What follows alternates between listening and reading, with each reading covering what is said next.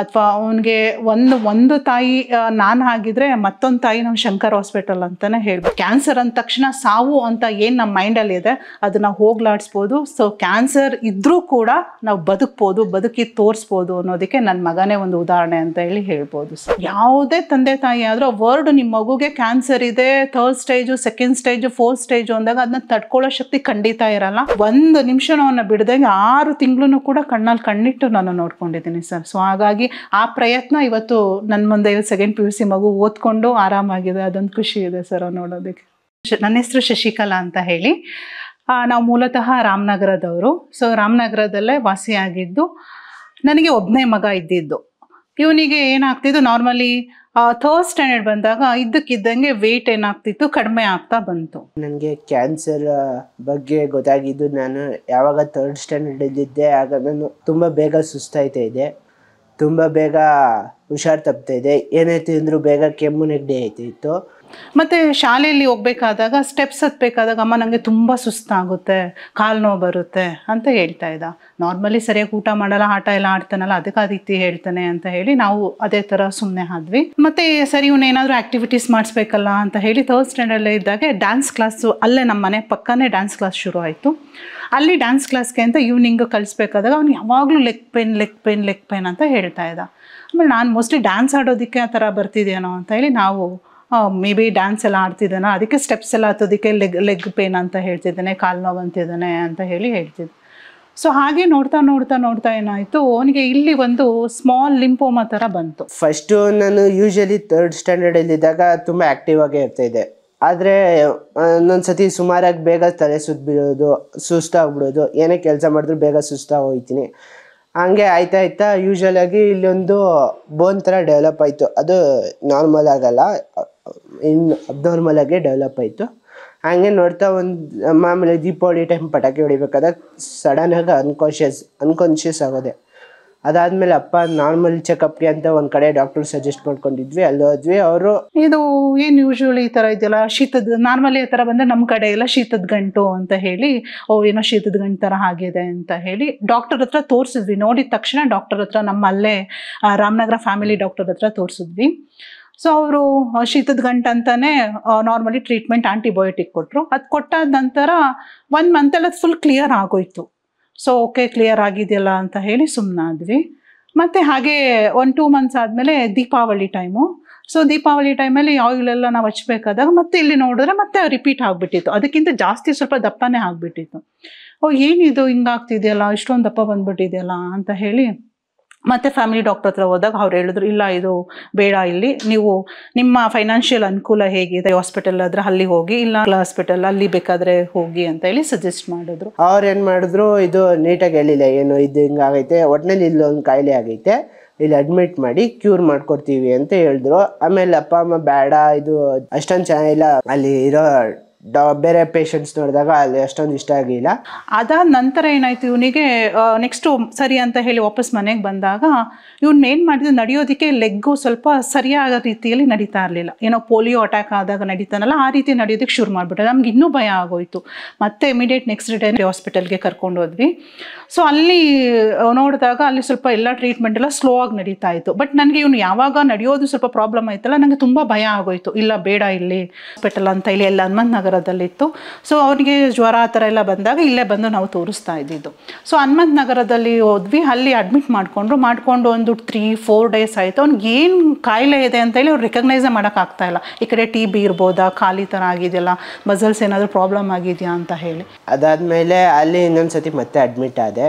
So ಅಲ್ಲಿನ doctor MRI scan ಮಾಡಿ ಇಲ್ಲೇನೋ ಒಂದು ಮೂಳೆ ಥರ ಇದೆ, ಅದನ್ನ MRI ಸ್ಕ್ಯಾನ್ ತಿಳ್ಕೊಂಡ್ರೆ ಗೊತ್ತಾಗಿ ಅವರು, ಇಲ್ಲ ಇದು ಕ್ಯಾನ್ಸರ್ದು ಇದೆ ಆ ಥರ ಡೌಟ್ ಹೊಡಿತಿದೆ, ಒಂದ್ಸಲ ನೀವು ಈ ರಿಪೋರ್ಟ್ನ ತಗೊಂಡು ಹೋಗ್ಬಿಡಿ ಅಂತ ಹೇಳಿ. ಕನ್ಫರ್ಮೇಷನ್ ಇಲ್ಲ, ಬಟ್ ಅನ್ನಿಸ್ತಿದೆ ಒಂದ್ಸಲ ನೀವು ಹೋಗಿ, ನೀವು ಹಾಸ್ಪಿಟ್ಲಿಗೆ ಸಜೆಸ್ಟ್ ಮಾಡಿ, ಅವ್ರು ನೋಡಿ ಅವ್ರು ಹೆಲ್ಪ್ ಮಾಡ್ತಾರೆ ಅಂತ. ಅವ್ರು ಆ ಸೈಡ್ ಹೋದಾಗ ಅವರು ಡೈಲಿ ಒಂದೊಂದು ಸ್ಕ್ಯಾನು, ಒಂದಿನ MRI ಸ್ಕ್ಯಾನ್ ಆದರೆ ಒಂದಿನ ಬ್ಲಡ್ ಚೆಕಪ್, ಅದು ಇದು ಡೈಲಿ ದಿನಕ್ಕೆ ಒಂದೊಂದು ಚೆಕಪ್ ಮಾಡ್ತಾ ಇದ್ರು. ಅಲ್ಲಿ ಡಾಕ್ಟರ್ ಇರ್ತಾರೆ. ಜೊತೆಗೆ ನಮ್ಮ ಹಸ್ಬೆಂಡ್ ಸರ್ಕಾರಿ ಕೆಲಸಗಾರರಾಗಿರೋದ್ರಿಂದ ನಿಮಗೆ ಜ್ಯೋತಿ ಸಂಜೀವಿನಿ ಅಂತ ಹೇಳಿ ನಿಮಗೆ ಟ್ರೀಟ್ಮೆಂಟು ಎಲ್ಲ ಫ್ರೀ ಸಿಗುತ್ತೆ. ಅಕಸ್ಮಾತ್ ಆಗಿದ್ರೆ ಒನ್ಸ್ ಅಲ್ಲಿ ಹೋಗಿ ಕನ್ಸಲ್ಟ್ ಮಾಡಿ ಅಂತ ಹೇಳಿದ್ರು. ಓಕೆ ಸರಿ ಆಯಿತು ಅಂತ ಹೇಳಿ ಹಾಸ್ಪಿಟಲ್ಗೆ ಹೋದ್ವಿ. ಸೊ ಅಲ್ಲಿ ಹೋದರೆ ಅವರು ಏನು ಮಾಡೋದು, ನಾವು ರಾಮನಗರದಿಂದ ಬರಬೇಕಿತ್ತು, ಅವರು ಅಡ್ಮಿಟ್ ಮಾಡ್ಕೊತಾನೆ ಇಲ್ಲ. ಪ್ರತಿದಿನ ಹೋಗೋದು, ಆ ಬ್ಲಡ್ ಚೆಕಪ್ ಅಂತೆ, ಆ ಸ್ಕ್ಯಾನಿಂಗ್ ಈ ಸ್ಕ್ಯಾನಿಂಗ್ ಅಂತ ಹೇಳಿ ಕಂಟಿನ್ಯೂಸ್ 1 ಮಂತು ತಳ್ಳಿಬಿಟ್ರು.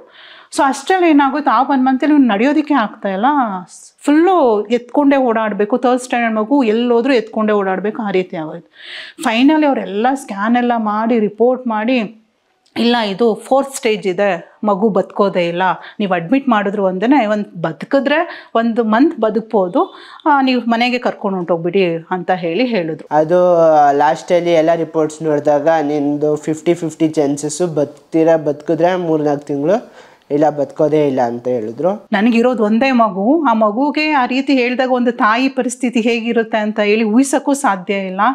ಕಂಪ್ಲೀಟ್ ನಾವು ಅಳ್ತಿರೋದು ನೋಡಿ ಅಲ್ಲಿದ್ದಂಥ ಯಾರು ತೋರ್ಸಕ್ಕೆ ಬಂದಿರೋ ಎಲ್ಲ ಗುಂಪು ಕಟ್ಕೊಂಡ್ಬಿಟ್ಟಿದ್ದಾರೆ, ಅಡ್ಮಿಟ್ ಮಾಡ್ಕೊಳ್ಳೋಕ್ಕೆ ರೆಡಿ ಇಲ್ಲ. ಸರಿ ನನಗೆ ಇಲ್ಲ ಸರ್, ಅವ್ರಿಗೆ ತುಂಬ ಬೇಡಿ, ಇಲ್ಲ ಸರ್ ಅವ್ರು ನೀವು ಪ್ರಯತ್ನನೇ ಪಡೆದೆ ಮನೆ ಕರ್ಕೊಂಡು ಹೋಗ್ಬೇಡಿ ಅಂತ ಹೇಳಬೇಡಿ, ಒನ್ಸ್ ಅಡ್ಮಿಟ್ ಮಾಡ್ಕೊಂಬಿಡಿ, ಟ್ರೀಟ್ಮೆಂಟ್ ಶುರು ಮಾಡಿ ಸರ್, ಬದುಕೋದು ಬಿಡೋದು ದೇವ್ರಿಗೆ ಬಿಟ್ಟಿದ್ದು ಅಂತ ಹೇಳಿ ತುಂಬ ರಿಕ್ವೆಸ್ಟ್ ಮಾಡ್ಕೊಂಡ್ವಿ. ನಂತರ ಅಡ್ಮಿಟ್ ಮಾಡಿಕೊಂಡ್ರು. ಅಡ್ಮಿಟ್ ಮಾಡಿಕೊಂಡು ಒಂದು 10 ಡೇಸ್ ಆಯಿತು, ಸುಮ್ಮನೆ ಬರೋದು ಹೋಗೋದು ನೋಡೋದು ಮಾಡ್ತಾಯಿದ್ರು. ಬಟ್ ನನಗೆ ಅಲ್ಲಿ ಮನಸ್ಸು ತಡೀತಾ ಇಲ್ಲ.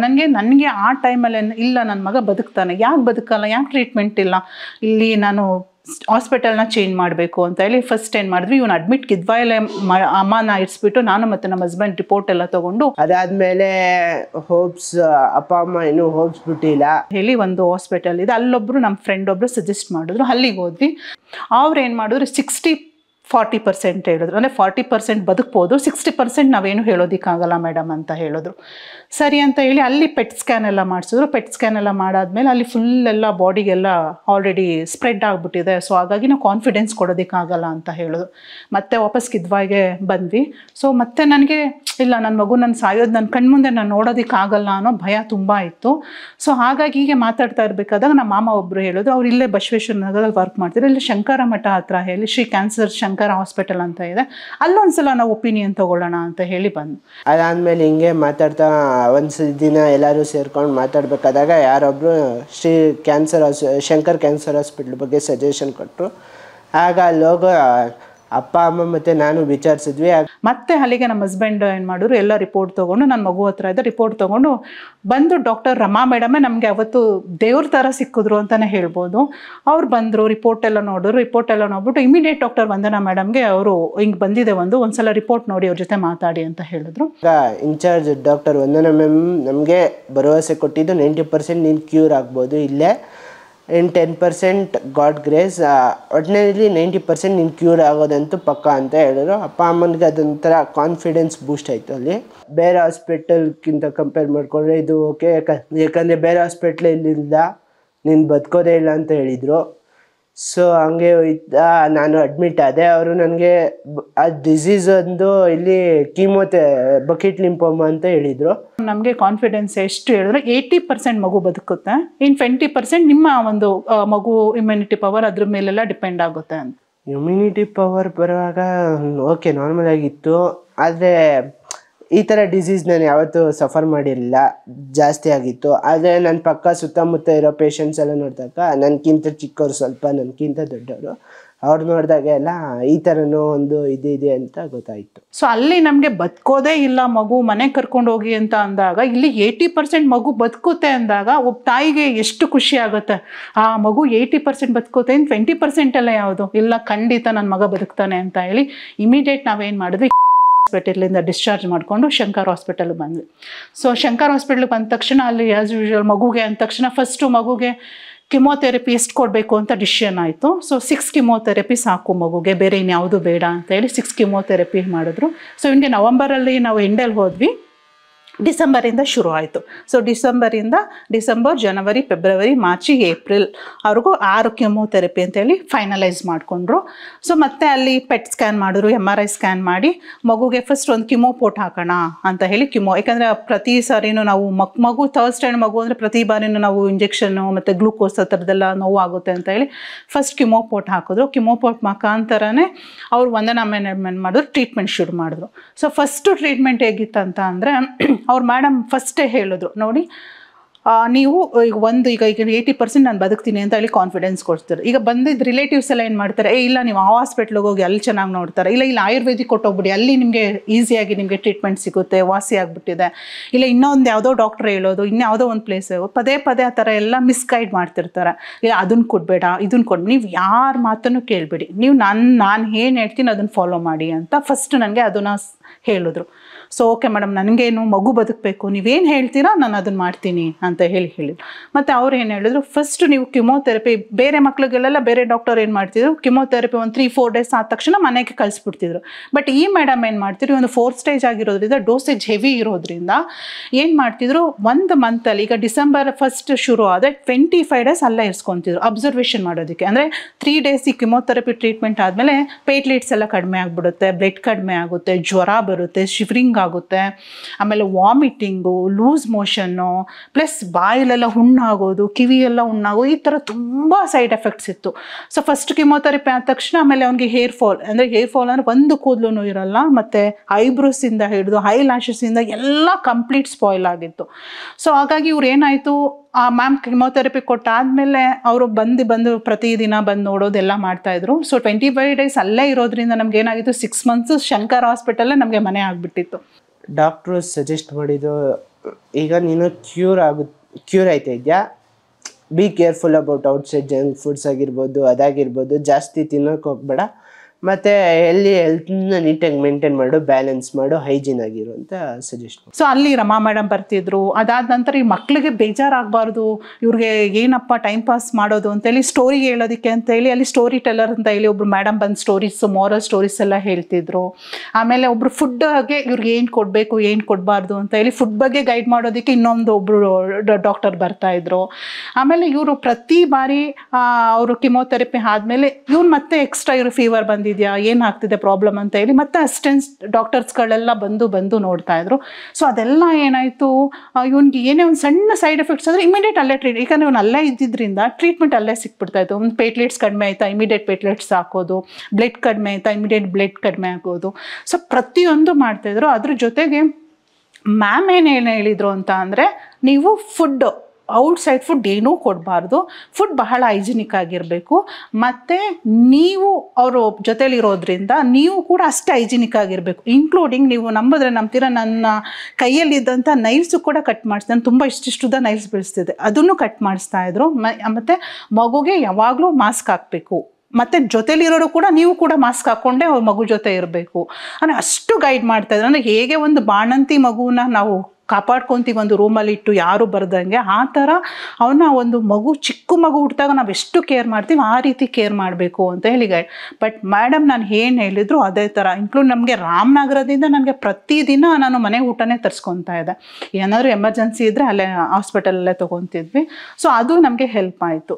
ಸೊ ಅದಾದ ನಂತರ ಮತ್ತೆ 5 ಡೇಸ್ ಮನೆಗೂ ಕೂಡ ಅವ್ರು ಅದನ್ನೇ ಹೇಳ್ಬಿಟ್ಟು ಕಳಿಸಿದ್ರು, ನೀವು ಹೋದ ತಕ್ಷಣ ನಿಮ್ಮ ರೂಮಿಂದ ಹಿಡಿದು ಬೆಡ್ ಸ್ಪ್ರೆಡ್ಡಿಂದ ಹಿಡಿದು ಪ್ರತಿಯೊಂದು ನೀಟ್ ಇರಬೇಕು, ಇನ್ಕ್ಲೂಡಿಂಗ್ ಟಾಯ್ಲೆಟಿಂದ ಹಿಡಿದು ಪ್ರತಿಯೊಂದು ಹೈಜಿನಿಕ್ ಆಗಿರಬೇಕು ಅಂತ ಹೇಳಿ. ಯಾಕಂದರೆ ಒಂದು ಸ್ವಲ್ಪ ನಿಮಗೆ ಏನಾದರೆ ಬಾಡಿ ತುಂಬ ಸೆನ್ಸಿಟಿವ್ ಇರುತ್ತೆ, ಬಿಕಾಸ್ ಸ್ಟ್ರಾಂಗ್ ಡೋಸೇಜ್ ಆಗಿರೋದ್ರಿಂದ ಬಾಡಿ ತುಂಬ ಸೆನ್ಸಿಟಿವ್ ಇರುತ್ತೆ. ಸೊ ಹಾಗಾಗಿ ಆ ಸೆನ್ಸಿಟಿವ್ಗೆ ಬೇಗ ಏನಾಗುತ್ತೆ, ವೈರಲ್ಸು ಏನಾದರೂ ಬೇಗ ಅಟ್ಯಾಕ್ ಆಗಿಬಿಡುತ್ತೆ. ಸೊ ಹಾಗಾಗಿ ಬಹಳ ಕ್ಲೀನಾಗಿರಬೇಕು ಅಂತ ಹೇಳಿ, ಇನ್ಕ್ಲೂಡಿಂಗ್ ಟಾಯ್ಲೆಟಿಂದ ಹಿಡಿದು ನಾವು ಅಷ್ಟು ಕ್ಲೀನಾಗಿ ಮೇಂಟೈನ್ ಮಾಡ್ತಾ ಇದ್ವಿ. ಸೊ ಅದು ನಮಗೆ ಬಹಳ ಹೆಲ್ಪ್ ಆಯಿತು. ಆಗಿನ ಟೈಮಲ್ಲಿ ಹೇರ್ ಫಾಲ್ ಆಯ್ತಾಯಿತ್ತು, ಸುಸ್ತಾಯ್ತಾಯಿತ್ತು, ನನ್ನ ಕೈಲಿ ಏನು ಮಾಡೋಕ್ಕೆ ಆಯ್ತಿರಲಿಲ್ಲ. ಫುಲ್ ಬೆಡ್ ಮೇಲೆ ಒಂದಿನ ಮಲ್ಕೊಂಡ್ರೆ ಅಲ್ಲೇ ಇರ್ತಾಯಿದ್ದೆ, ಊಟ ಎಲ್ಲ ಅಮ್ಮ ತಂದು ತಿನ್ನಿಸ್ತಾಯಿದ್ರು, ನನಗೇನು ಶಕ್ತಿ ಇರಲಿಲ್ಲ, ಇನ್ಕ್ಲೂಡಿಂಗ್ ಕೈ ಅಲಾಡ್ಸೋಕ್ಕೂ ಅಷ್ಟೊಂದು ಶಕ್ತಿ ಇರಲಿಲ್ಲ. ಅದ್ರ ಜೊತೆಗೆ ಈ ವಂದನಾ ಮ್ಯಾಮ್, ಕಲಾ ಮ್ಯಾಮ್, ನಿಜವಾಗ್ಲೂ ನನ್ನ ಮಗ ಬದುಕಿದ್ದಾನೆ, ಜೀವಂತವಾಗಿದ್ದಾನೆ, ಅಥವಾ ಅವನಿಗೆ ಒಂದು ತಾಯಿ ನಾನು ಆಗಿದ್ರೆ ಮತ್ತೊಂದು ತಾಯಿ ನಾವು ಶಂಕರ್ ಹಾಸ್ಪಿಟಲ್ ಅಂತಲೇ ಹೇಳ್ಬೋದು. ಆಗ ಚಿಕ್ಕ ವಯಸ್ಸಲ್ಲಿದ್ದಾಗ ಏನೋ ಈ ಥರ ಐತೆ ಅಂತ ಗೊತ್ತಿಲ್ಲ, ಆದರೆ ಕ್ಯಾನ್ಸರ್ ಅಂತ ಬಂದಾದ್ಮೇಲೆ ಗೊತ್ತಾಯಿತು ಈ ಥರನೂ ಲೈಫ್ ಐತೆ, ಈ ಥರನೂ ಒಬ್ಬೊಬ್ಬರು ಡಿಸೀಸ್ ಫೇಸ್ ಮಾಡ್ತಾರೆ, ಡೇಂಜರಸ್ ಆಗಿರುತ್ತೆ ಅಂತ ಗೊತ್ತಾಯಿತು. ಬದುಕೋದೇ ಇಲ್ಲ ಅನ್ನುವಂತಹ ಮಾತನ್ನು ಕೇಳಿ, ಇಲ್ಲ ಇವನು ಬದುಕ್ತಾನೆ, ಇವನು ಈ ಹಾಸ್ಪಿಟಲ್ ನಾವು ರೆಡಿ ಇದ್ದೀವಿ, ನಾವು ಟ್ರೀಟ್ಮೆಂಟ್ ಕೊಡ್ತೀವಿ, ನಾವು ಬದುಕಿಸ್ತೀವಿ ಅನ್ನುವಂಥ ಒಂದು ಹೋಪನ್ನು ಕ್ರಿಯೇಟ್ ಮಾಡಿ ನಮ್ಮಲ್ಲೊಂದು ಕಾನ್ಫಿಡೆನ್ಸ್ನ ಬೂಸ್ಟ್ ಮಾಡಿ ಟ್ರೀಟ್ಮೆಂಟ್ ಕೊಟ್ಟರು. ಸೊ 6 ಕಿಮೋಥೆರಪಿ ನಂತರ ಮತ್ತೆ ಪೆಟ್ ಸ್ಕ್ಯಾನ್ ಮಾಡಿದಾಗ ಕಂಪ್ಲೀಟ್ ಕ್ಲಿಯರ್ ಆಗಿದೆ ಅಂತ ಹೇಳಿ ರಿಪೋರ್ಟ್ ಬಂತು. ಸೊ ರಿಪೋರ್ಟ್ ಬಂದಾಗ ನಮಗೆ ಎಷ್ಟು ಖುಷಿ ಅಂದರೆ ಇವತ್ತಿಗೂ ನಾವು ಪ್ರತಿದಿನ ಪ್ರತಿ ಕ್ಷಣ ಏನಾದರೂ ಒಂದು ಮಗು ಏನೋ ಅಂದಾಗ ಇವತ್ತು ಶಂಕರ್ ಹಾಸ್ಪಿಟಲ್ ಮತ್ತು ಬೇರೆಯವ್ರಿಗೂ ಕೂಡ ಸಜೆಸ್ಟ್ ಮಾಡಿದ್ದೀವಿ ನಾವು. ನಮ್ಮ ಮನೆ ಹತ್ರ ಇನ್ನೊಬ್ರಿಗೆ ಆಗಿತ್ತು, ಇಲ್ಲ ನೀವು ಎಲ್ಲೂ ಹೋಗಬೇಡಿ, ಇಲ್ಲಿ ಹೋಗಿ ಚೆನ್ನಾಗಿ ನೋಡ್ತಾರೆ ಅಂತ ಹೇಳಿ. ಆ್ಯಕ್ಚುಲಿ ಅವರು ಕೂಡ ಕ್ಯೂರ್ ಆಗಿ ಇವತ್ತು ತುಂಬ ಚೆನ್ನಾಗಿ ಓಡಾಡ್ತಾ ಇದ್ದಾರೆ. ಸೊ ಅದೊಂದು ನನಗೆ ತುಂಬ ಖುಷಿ ಕೊಡುವಂಥ ವಿಚಾರ. ಸೊ ಏನಂತ ಈ ಒಂದು ಮೂಲಕ ನಾನು ಎಲ್ಲ ತಾಯಂದಿರಿಗೂ ಏನು ಹೇಳೋದು ಅಂತ ಅಂದರೆ, ಅದು ಮಗುಗೆ ಹೇಗೆ ಬರುತ್ತೆ ಅಂತ ನಾವು ಹೇಳೋದಕ್ಕೆ ಆಗಲ್ಲ. ಈಗ ದೊಡ್ಡವರಾದರೆ ಏನೋ ಸ್ಮೋಕ್ ಮಾಡ್ತಾರೆ, ಡ್ರಿಂಕ್ಸ್ ಮಾಡ್ತಾರೆ, ಅಥವಾ ಬೇರೆ ಏನೋ ಅನ್ಹೆಲ್ತಿ. ಬಟ್ ಮಗುಗೆ ಬಂದಾಗ ನಾವು ಅದನ್ನ ಫೇಸ್ ಮಾಡೋದು ಬಹಳ ಕಷ್ಟ. ಬಟ್ ನಾವು ತಾಯಂದಿರು ಬಹಳ ಆತ್ಮವಿಶ್ವಾಸದಿಂದ ಧೈರ್ಯದಿಂದ ಇರಬೇಕು. ಸೊ ಕಾಯಿಲೆಗೆ ಟ್ರೀಟ್ಮೆಂಟ್ ಇದೆ ಖಂಡಿತ, ಬಟ್ ಆ ಟ್ರೀಟ್ಮೆಂಟ ಸರಿಯಾದ ಸ್ಥಳದಲ್ಲಿ, ಸರಿಯಾದ ಹಾಸ್ಪಿಟ್ಲಲ್ಲಿ, ಸರಿಯಾದ ಡಾಕ್ಟರ್ನ ಸಜೆಸ್ಟ್ ಮಾಡಿ ನೋಡಿ ತಗೊಂಡಾಗ ಖಂಡಿತ ಕ್ಯಾನ್ಸರ್ ಅನ್ನೋದು ಒಂದು ಕ್ಯಾನ್ಸರ್ ಅಂದ ತಕ್ಷಣ ಸಾವು ಅಂತ ಏನು ನಮ್ಮ ಮೈಂಡಲ್ಲಿ ಇದೆ ಅದನ್ನು ಹೋಗ್ಲಾಡಿಸ್ಬೋದು. ಸೊ ಕ್ಯಾನ್ಸರ್ ಇದ್ದರೂ ಕೂಡ ನಾವು ಬದುಕಿ ತೋರಿಸ್ಬೋದು ಅನ್ನೋದಕ್ಕೆ ನನ್ನ ಮಗನೇ ಒಂದು ಉದಾಹರಣೆ ಅಂತ ಹೇಳಿ ಹೇಳ್ಬೋದು. ಆ್ಯಕ್ಚುಲಿ ಇವನಿಗೆ 3rd ಸ್ಟ್ಯಾಂಡರ್ಡ್ ಬಂದಾಗ ಇವನಿಗೆ ಕ್ಯಾನ್ಸರ್ ಅಂದ್ರೆ ಏನು ಅಂತಲೇ ಗೊತ್ತಿಲ್ಲ, ಅಥವಾ ಅದು ಕ್ಯಾನ್ಸರ್ ಬಂದ ತಕ್ಷಣ ಸತ್ತೋಗ್ಬಿಡ್ತಾರೆ ಅಥವಾ ಅಷ್ಟು ಡೇಂಜರಸ್ ಕಾಯಿಲೆ ಅನ್ನೋದು ಪಾಪ ಮಗು ಗೊತ್ತಿರಲಿಲ್ಲ.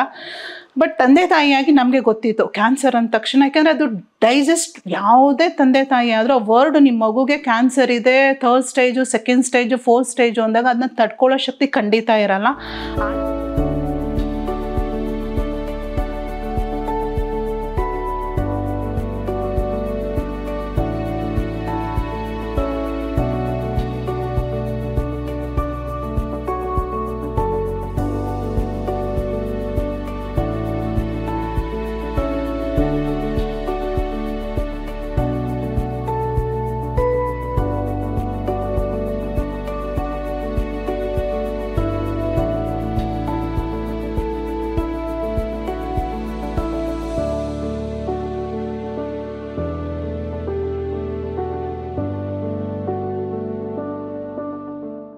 ಅವನಿಗೆ ಒಂದು ತಾಯಿ ನಾನು ಆಗಿದ್ರೆ ಮತ್ತೊಂದು ತಾಯಿ ನಾವು ಶಂಕರ್ ಹಾಸ್ಪಿಟಲ್ ಅಂತಲೇ ಹೇಳ್ಬೋದು. ಕ್ಯಾನ್ಸರ್ ಅಂದ ತಕ್ಷಣ ಸಾವು ಅಂತ ಏನು ನಮ್ಮ ಮೈಂಡಲ್ಲಿ ಇದೆ ಅದನ್ನು ಹೋಗ್ಲಾಡಿಸ್ಬೋದು. ಸೊ ಕ್ಯಾನ್ಸರ್ ಇದ್ದರೂ ಕೂಡ ನಾವು ಬದುಕಿ ತೋರಿಸ್ಬೋದು ಅನ್ನೋದಕ್ಕೆ ನನ್ನ ಮಗನೇ ಒಂದು ಉದಾಹರಣೆ ಅಂತ ಹೇಳಿ ಹೇಳ್ಬೋದು.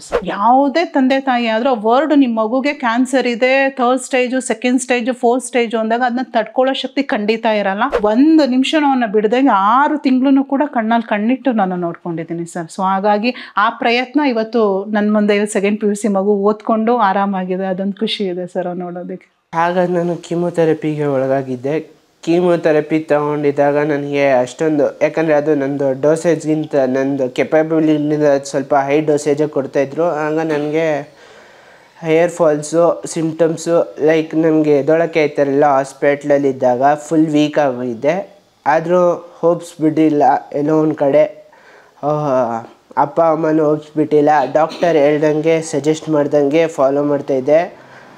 ಇಡೀ ಮಂತು ಹಾಸ್ಪಿಟ್ಲಲ್ಲಿದ್ದಾಗ ಮನೆಗೆ ಹೋಗೋಕ್ಕೆ ಬರೀ 3 ದಿನ ಪರ್ಮಿಷನ್ ಸಿಗ್ತಾಯಿತ್ತು. ಮನೆಗೆ ಹೋದಾಗ ಸ್ಟ್ರಿಕ್ಟಾಗಿ ಡಾಕ್ಟ್ರು ಏನು ಹೇಳಿದ್ರು ಅದನ್ನು ಫಾಲೋ ಮಾಡ್ತಾಯಿದ್ದೆ. ಆ 3 ದಿನ ಮುಗಿದ ತಕ್ಷಣ ಮತ್ತೆ ಹಾಸ್ಪಿಟ್ಲಿಗೆ ಅಡ್ಮಿಟಾಗಿ ಹಂಗೆ ಕ್ಯೂರಿಂಗ್ ನಡೀತಾಯಿತ್ತು. ಇದು ಒಂದು 6 ತಿಂಗಳು ಪ್ರೊಸೆಸ್ ಆಯಿತು. ಆಮೇಲೆ ನಾನು ಸ್ವಲ್ಪ ಫುಲ್ ಕ್ಯೂರ್ ಆದೆ. ಆಮೇಲೆ ಮತ್ತೆ ಕಾಣಿಸ್ಕೊಳ್ಳಿಲ್ಲ. ಕ್ಯೂರ್ ಆಗಿದ ತಕ್ಷಣ ನಾನು 2 ಮಂತ್ಸ್ ಗ್ಯಾಪ್ ತೊಗೊಂಡು ಮತ್ತೆ ಎಜುಕೇಷನ್ಗೆ ಕಂಟಿನ್ಯೂ ಮಾಡಿದೆ. ಡ್ರಾಪ್ಔಟ್ ಎಲ್ಲೂ ಆಗಿಲ್ಲ. ಸೊ ಹಂಗೆ ಕಂಟಿನ್ಯೂ ಆಯಿತಾ, ಮತ್ತೆ ಈ ಥರ ಎಲ್ಲೂ ಫೇಸ್ ಆಗಿಲ್ಲ. ಈಗ ನಾನು ಕಂಪ್ಲೀಟಾಗಿ ನಾರ್ಮಲ್ ಆಗಿದ್ದೀನಿ.